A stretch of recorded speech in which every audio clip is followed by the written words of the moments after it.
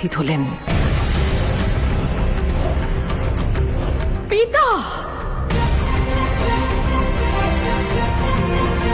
পিতা, এই সভায় সকল দেবগণ, ঋষিগণ, গন্ধর্ব, কিন্নর উপস্থিত, অথচ স্বয়ং মহাদেব কেন আমন্ত্রিত হলেন না?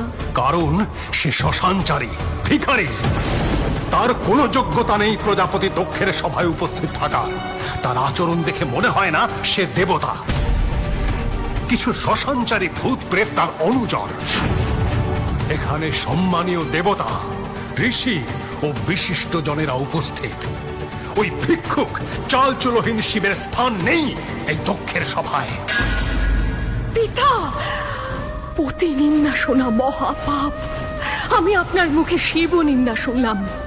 এই কর্ণ দগ্ধ হয়ে গেছে পিতা।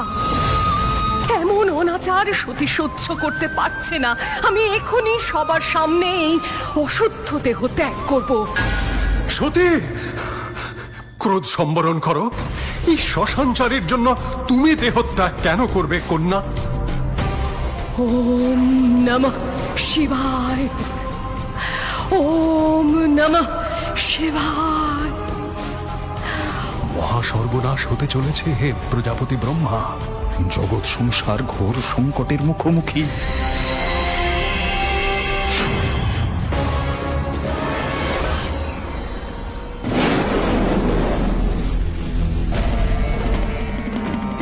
সতী,